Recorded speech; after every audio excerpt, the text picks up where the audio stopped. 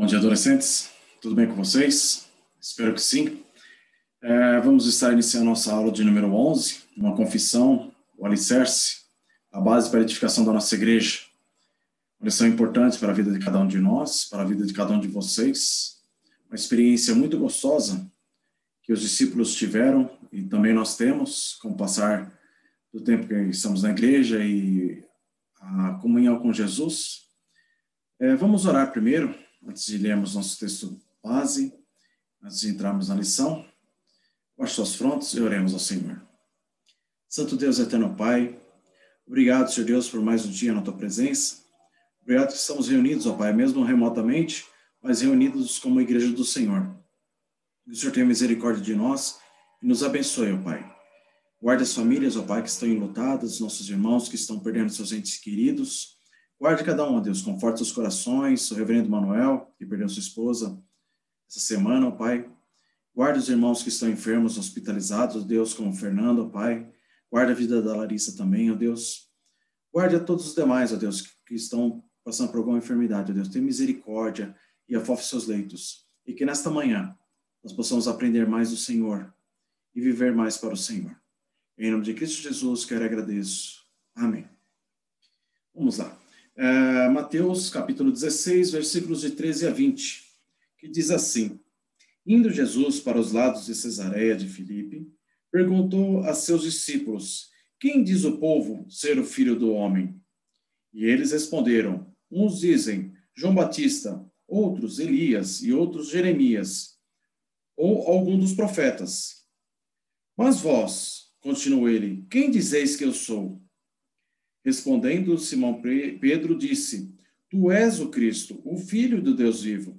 Então Jesus lhe afirmou: Bem-aventurado és, Simão Barjonas, porque não foi carne e sangue que tu revelou, mas meu Pai que está nos céus. Também eu te digo que tu és Pedro, e sobre esta pedra edificarei a minha igreja, e as portas do inferno não prevalecerão contra ela. Dar-te-ei as chaves do reino dos céus. O que ligares na terra terá sido ligado no céu, e o que desligares na terra terá sido desligado nos céus. Então advertiu os discípulos que a ninguém dissesse ser ele o Cristo. Aqui nós temos a confissão de Pedro sobre que era Jesus, a confissão dos discípulos, né? Pedro foi o porta-voz de todos eles ali, né? E a repercussão que tinha sobre Jesus naquela época, o Messias, o prometido que estava no meio do povo. E nós temos que entender as coisas corretas a respeito de quem é Jesus.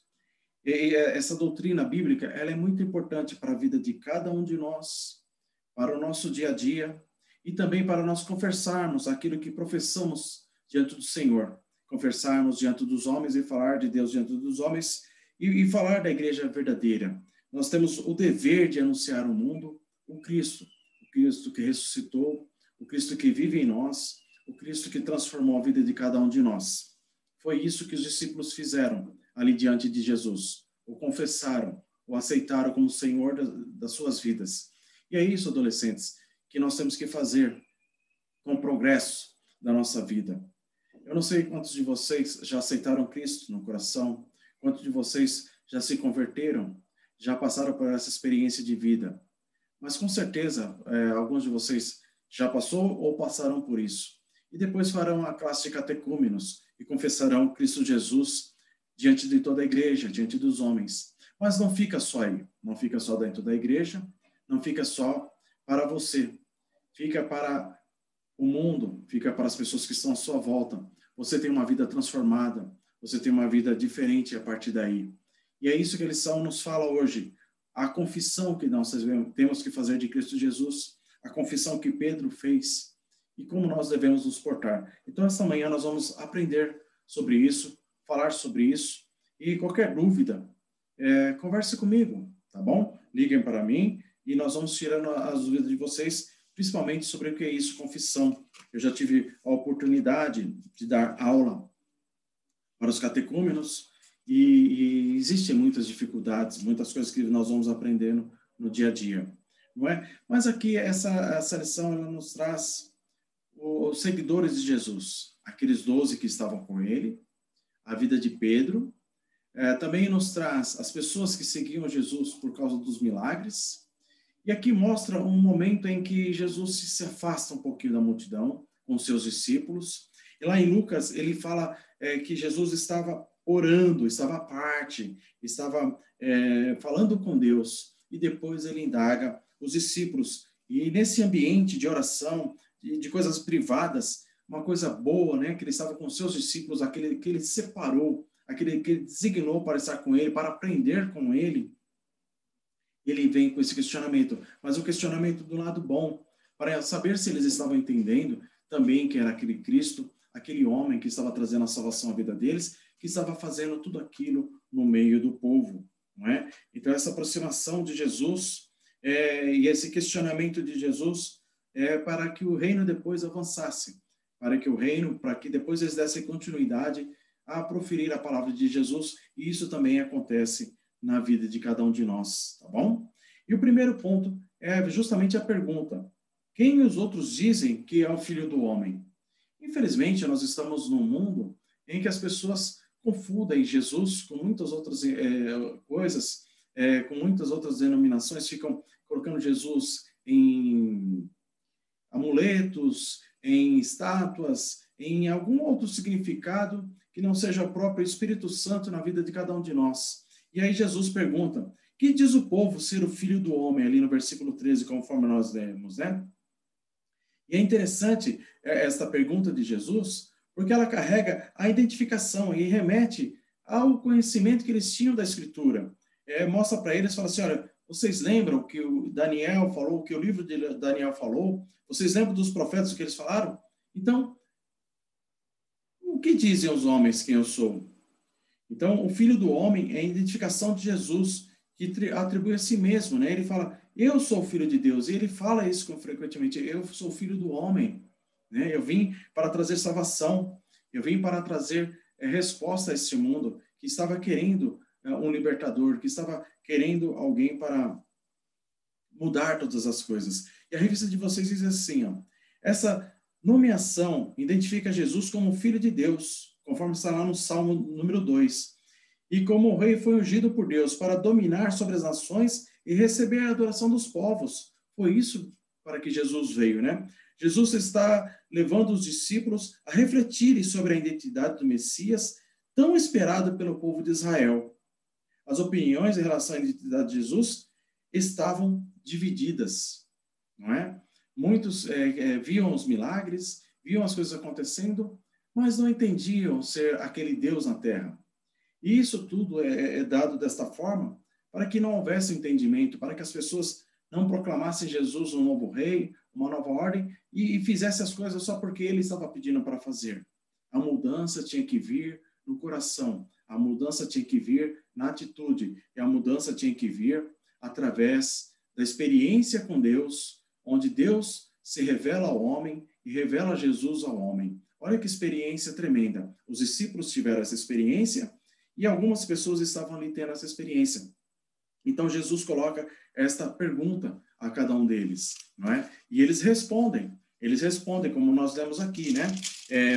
Uns falam: João Batista, né? Achavam que João Batista tinha voltado em pouco tempo, né? Outros falam que é Elias, Jeremias, ou um dos profetas. Quer dizer, eles entendiam que Jesus estava ali anunciando a profecia de Deus, a revelação de Deus, mas não estavam entendendo que ele é o Deus encarnado que estava no meio deles. Era o Deus encarnado que estava fazendo a diferença para a vida de cada um deles. E Jesus anuncia isso, e Jesus fala sobre isso. Vamos lá em João capítulo 8, Marcos, Lucas, João, no capítulo 8, versículo 38.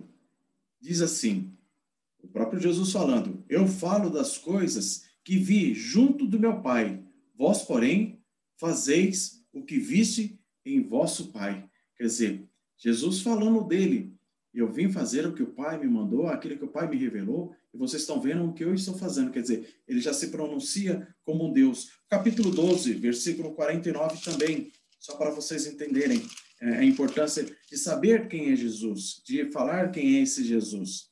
Versículo 49. porque eu não tenho falado por mim mesmo, mas o Pai que me enviou, esse tem prescrito o que dizer e o que anunciar. Então, o Jesus aqui se revela, Jesus mostra aos seus discípulos e fala a eles: eu vim da parte de Deus. Eu sou o filho de Deus. Eu sou o prometido. Por isso ele faz essa pergunta: quem dizeis que eu sou? E Jesus anuncia isso. E Jesus busca uma resposta. Busca uma resposta dos discípulos e busca uma resposta de cada um de nós, viu, jovens? Nós temos que dar resposta de quem é esse Jesus. Quem é esse Jesus na minha vida?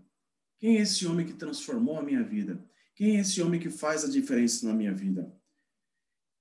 E a revista de vocês coloca aqui: Jesus anunciava a palavra de Deus, como nós vemos aqui, mas ele está buscando uma resposta que pode ser dada só caso Deus revele. Olha que está lá em Colossenses 1:26. O mistério estiver oculto dos séculos e das gerações, agora todavia se manifestou aos seus santos. Olha só, né, o povo não reconhecia esse Deus homem, né, que andava com eles já há 30 anos, né? Jesus tinha 30 anos quando ele começou seu ministério. As pessoas não entendiam isso e não aceitavam isso. Um Deus homem, um Deus encarnado. As pessoas queriam ver algo extraordinário, queriam ver algo diferente, não é? Um rei diferente. Então, por isso que Jesus mostra aqui, né? A preocupação de Jesus com as coisas que estavam acontecendo. Jesus conhece o nosso coração, conhecia o coração daqueles homens, né? Mas ele estava provando ali com os discípulos o que realmente eles falavam da vida dele, né? E no segundo ponto, essa lição é uma lição muito gostosa e breve, né? E eu vou tentar ser breve nela para a gente. Eu quero mostrar uma outra coisa para vocês aqui depois. E aí Jesus pergunta para eles, né? E vocês, quem dizem que eu sou? Jesus questiona mais uma vez os discípulos. Desta vez a pergunta: e mas vós? E vocês, adolescentes, quem diz quem é esse Jesus? Eu, quem diz quem é esse Jesus? Um Jesus que transforma, um Jesus que muda, né? E essa pergunta foi feita aos seus discípulos. Ele queria ter confirmação daqueles homens que caminhavam junto com ele, que eles não tivessem dúvida, que eles não tivessem nada no seu coração que trouxesse alguma dificuldade. Por quê? Porque da mesma forma que aqueles discípulos estavam sofrendo com as várias pessoas falando vários tipos de Deus, não é assim, é assado, a mesma coisa a gente sofre hoje. Muitas coisas na vida de vocês, muitas respostas à ciência, muitas coisas que estão acontecendo no nosso dia a dia, as pessoas colocam Deus de lado, rejeitam a palavra dele, rejeitam o que ele está coordenando no mundo, rejeitam o que ele está coordenando a nossa vida dia após dia. E é essa pergunta que Jesus faz, porque é isso que Jesus vê na vida de vocês. Como é que vocês estão?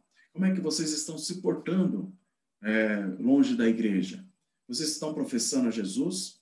Vocês conhecem esse Jesus? Ou vocês estão influenciados pelas coisas que o mundo fala, que o mundo traz? Vocês estão acreditando em outras coisas que não seja Jesus Cristo na vida de vocês? Tomem cuidado com isso, porque essa pergunta: e vocês, o que dizem que eu sou? Nós temos que ter essa referência na nossa vida. Jesus é o meu Salvador, é o meu libertador, é aquele que mudou a minha vida, é aquele que mudou a minha postura, é aquele que tem trazido a minha salvação pela graça. Porque o Espírito Santo habita em mim agora e eu posso falar de Jesus, e eu posso viver para Jesus. E era isso que Jesus queria ouvir daqueles discípulos e quer ouvir de nós ainda nos dias de hoje, tá bom? Então essa pergunta foi feita a todos os discípulos, mas Pedro se levantou como porta-voz e falou em nome de todos eles, né? A confissão direta de Pedro, né? Ele diz: tu és o Cristo, o Filho do Deus vivo. Naquele contexto amigável, Pedro confessa a verdadeira identidade de Jesus. Só que o tempo viria em que a confissão deveria ser dada diante de autoridades e seriam representativas, que as portas do inferno não prevaleceriam contra ela, né? E nem teriam esse objetivo de fazer as coisas acontecerem. Então, no tempo certo, Jesus pergunta ali para eles, e eles falam, tu és o Filho do Deus vivo, você é o Deus encarnado que está no nosso meio, e nós acreditamos que o Pai revelou você a cada um de nós. Mas Jesus repreende até para eles, ele fala assim, ó, no momento vocês fiquem em silêncio, no momento vocês não falam nada, porque naquele momento ali, ainda Jesus tinha que sofrer dores, Jesus tinha que carregar o meu pecado, o seu pecado, o pecado daqueles discípulos, o pecado de toda a humanidade que está salva e será restituída no dia da glória diante do Senhor, não é? Por isso que os discípulos ficam meio confusos. Como assim? Ele é o Deus encarnado, ele fala por parábolas, ele fala meio, de um jeito difícil, as pessoas não compreendem, mas nós estamos compreendendo, estamos aqui, né? E vocês veem a dificuldade, porque mais adiante, Pedro nega Cristo, não nega a sua salvação, não nega que Jesus é Deus, mas ele nega Cristo de uma maneira infantil, com medo da opressão daquele povo, porque Jesus já estava sofrendo, Jesus foi levado cativo. Os discípulos, depois, a palavra fala, eles se dispersam, eles ficam com medo, eles ficam acuados, eles ficam sem chão, porque Jesus estava morto, mas ressuscitou, mas não estava mais no meio deles, não fazia mais os milagres, não fazia mais as obras. Aí Jesus fala o que ia acontecer. Vamos lá em Atos dos Apóstolos, capítulo 4. Olha só que interessante, né? Pedro e João, eles são presos, porque eles estavam falando de Jesus. Pedro e João vão perante o Sinédrio, não é? E eles fazem por que eles acontece tudo isso aí? Porque eles fazem milagres, porque eles falam em nome de Jesus, porque eles confessam a Jesus, ele fala com autoridade, ele fala para os anciãos, ele fala com intrepidez sobre tudo que Jesus fez na vida deles, e eles fizeram agora que Jesus mandou, fazendo na vida das pessoas que estavam ali à sua volta, curando coxos, restaurando visão aos cegos. Então, essa autoridade foi dada aos discípulos. Não é para quê? Para fazer discípulos de Jesus. Olha que interessante, né?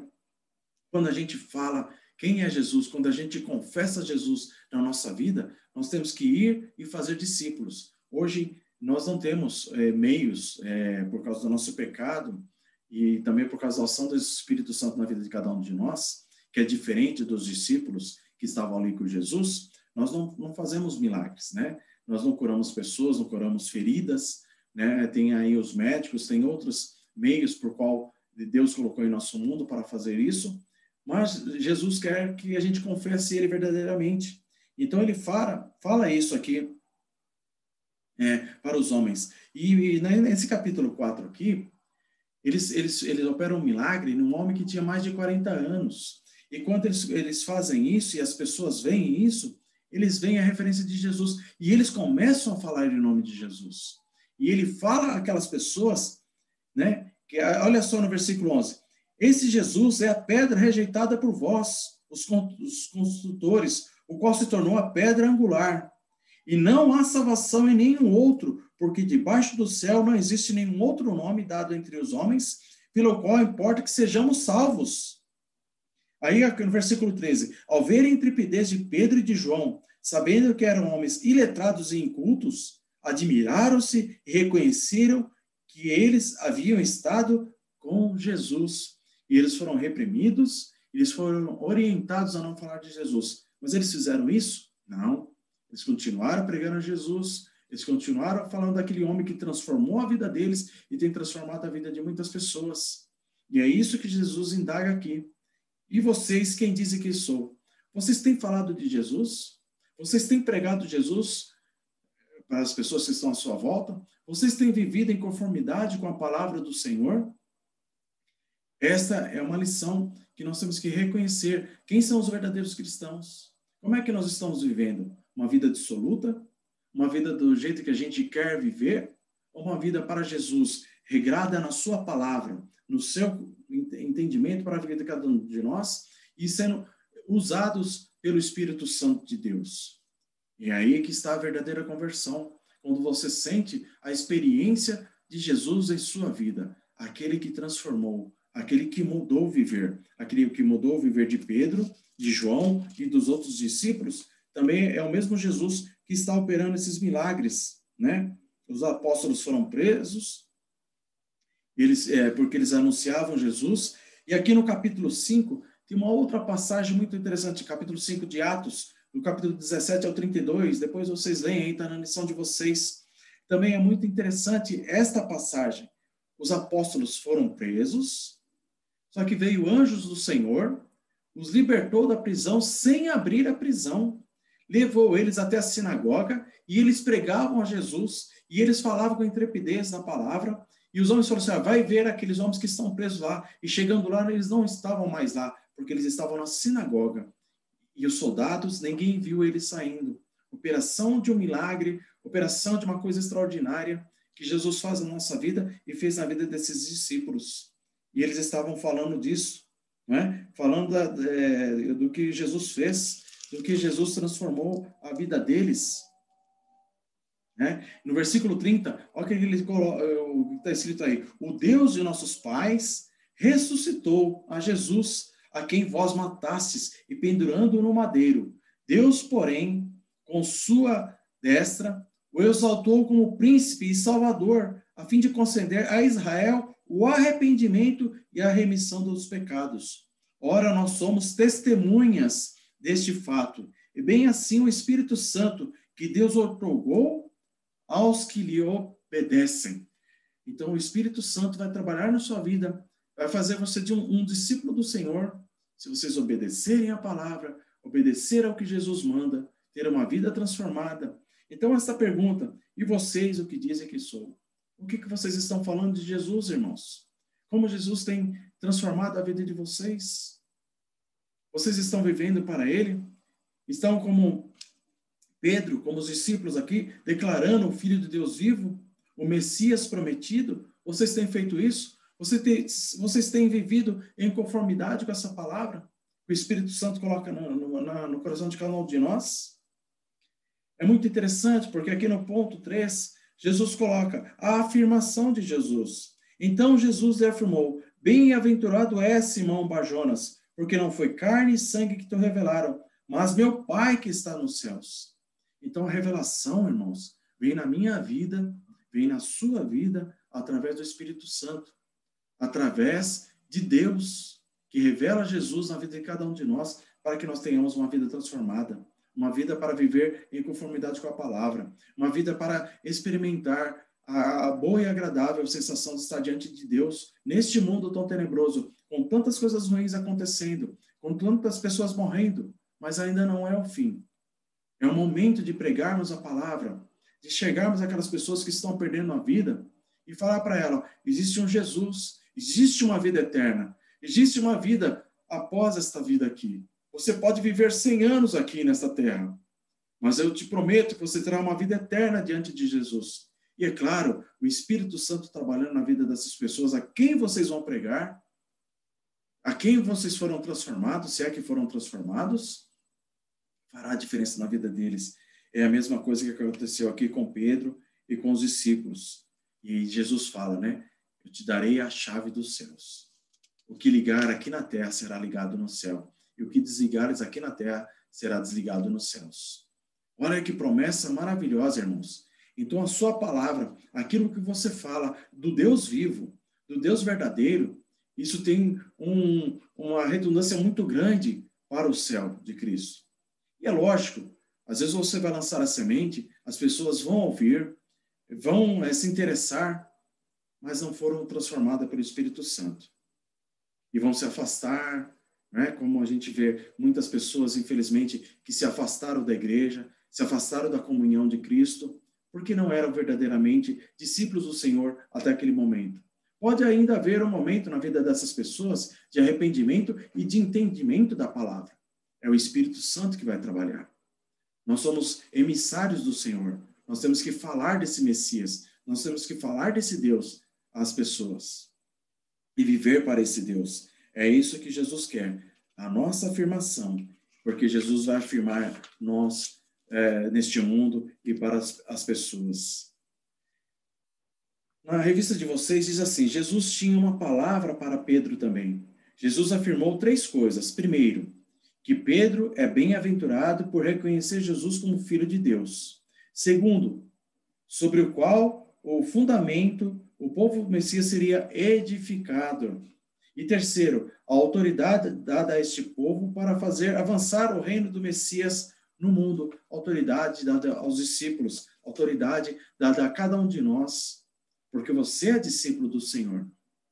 Né? Você não é testemunha ocular, mas a palavra de Deus diz: bem-aventurados os que não viram, mas creem.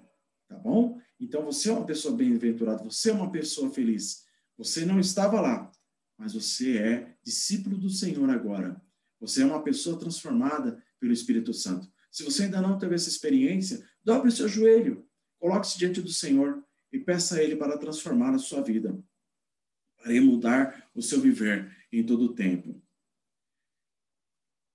A revista de vocês ainda diz assim: esse conhecimento não é obtido mediante a carne ou sangue, opiniões ou especulações humanas. Antes, Deus Pai, em seu desígnio secreto, dá ao conhecer essa verdade apenas àqueles que Ele deseja, visto que não depende de quem quer ou quem corre, mas de usar Deus a sua misericórdia, conforme está lá em Romanos 9,16. Olha que interessante. Não é? E isto é Jesus afirmando na vida de cada um de nós. O sentido é que as portas do inferno não resistirão contra a igreja, as portas da morte não dominarão ou destruirão a igreja. Esse povo não ficará na defensiva, amedrontado. A linguagem é de guerra. A igreja avançará contra as muralhas, contra os portões das cidades, para derrubar e para prevalecer contra todo o império de trevas. Está lá em Efésios 6, de 10 a 20. Tá? Então, saiba que você é uma coluna forte. Você é instrumento do Senhor para levar o Evangelho. Não tenha medo. Fale de Deus. Viva para Jesus. Tenha uma vida transformada por Ele. Busque essa transformação. Busca essa afirmação em Cristo Jesus. Tá? Para a vida de cada um de vocês. Para que vocês experimente essa boa e agradável sensação de estar diante do Senhor, para receber a chave, para poder fazer a diferença, para cumprir a ordem de Jesus. E a ordem de Jesus é o quê? Falar dele, viver para ele. O objetivo de Jesus era que os sinais, as parábolas, as curas, o exorcismo que ele fazia e as ressurreições evidenciasse que o reino dos céus havia chegado. E esses sinais apontavam para as pessoas e as promessas das Escrituras, para que assim elas respondessem corretamente a pergunta: quem vocês dizem que eu sou? Os discípulos são instruídos a manter silêncio, né? Agora que eles sabem pela revelação divina quem Jesus é de fato, contudo não deve até o momento certo, como nós vemos ali. Vamos voltar um pouquinho? Atos capítulo 2. Qual era o momento certo? Hoje nós vivemos no momento certo, tá bom? Eles ainda não estavam, porque Jesus tinha que morrer. Mas o momento certo se cumpriu. Atos 2, de 1 a 4, diz assim: ao cumprir-se o dia de Pentecostes, estavam todos reunidos no mesmo lugar. De repente, veio do céu um som, como de um vento impetuoso, e encheu toda a casa onde estavam assentados. E apareceram, distribuído entre eles, línguas como de fogo, e pousou uma sobre cada um deles. Todos ficaram cheios do Espírito Santo e passaram a falar em línguas uns para com os outros, segundo o Espírito lhes concediam que falassem. E ali houve conversão, houve transformação de vida, porque neste momento Jesus mostrou para eles: agora vocês podem ir. Ide, fazer discípulos de todas as nações. Não fiquem mais em silêncio. Revelar a Israel e identificar Jesus. O intuito desse segredo é garantir que os discípulos não falassem de Jesus de forma nacionalista, como o rei conquistador, e negligenciasse o servo sofredor, conforme fala lá em Isaías. A missão de Jesus tinha que ser cumprida, né? Ainda não havia sido entendido pelos discípulos até então, até aquele momento, Os discípulos, é muito interessante essa passagem, porque os discípulos estavam ali com Jesus, viviam com Jesus, mas eles não entendiam ainda a morte de Jesus. Por que que ele iria morrer? Por que ele iria deixar? Hoje nós entendemos isso. Hoje nós vemos na palavra. O Espírito Santo nos dá esse entendimento. Mas para eles foi difícil também.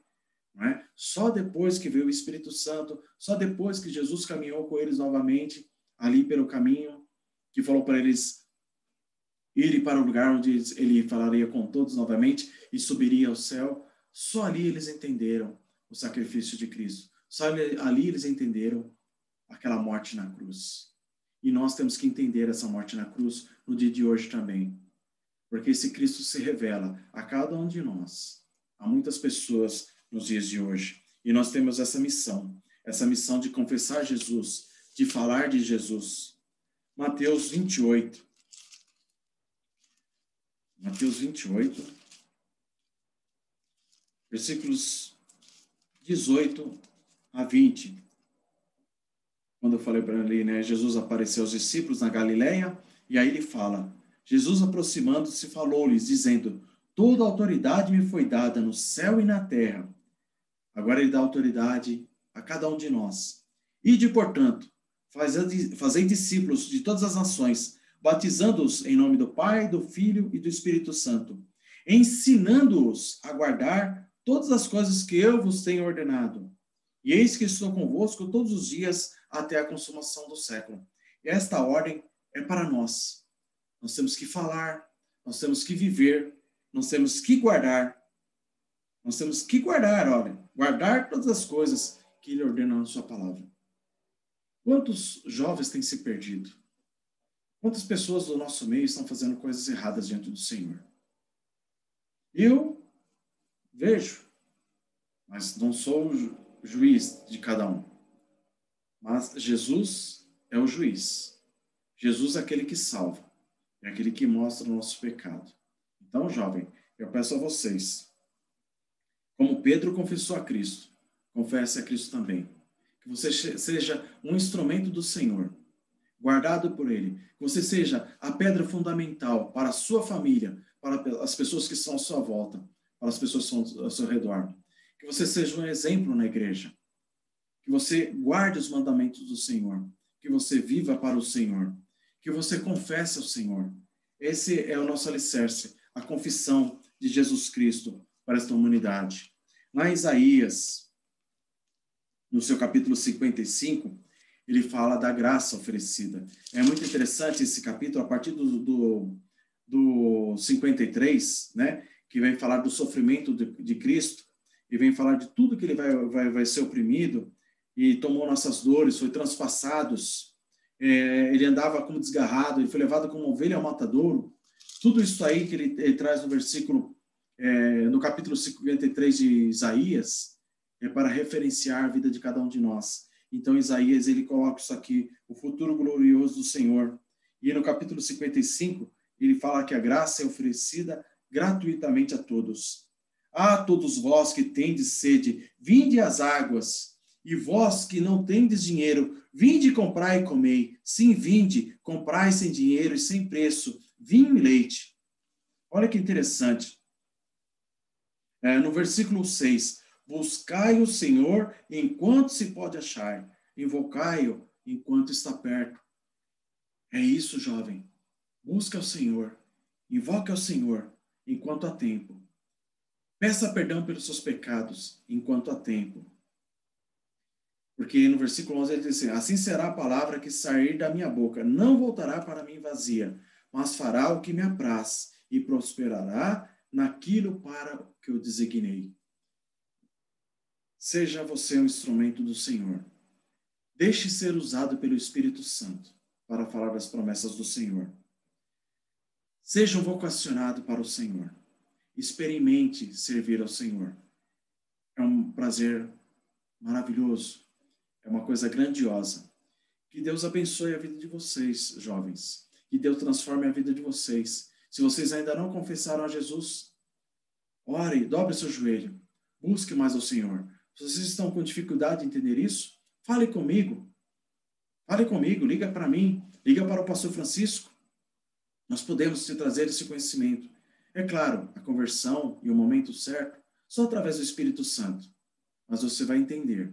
E esse Espírito Santo, que um dia moveu meu coração, no encontro de mocidade, lá no Mackenzie, com mais de 2.000 jovens naquele auditório.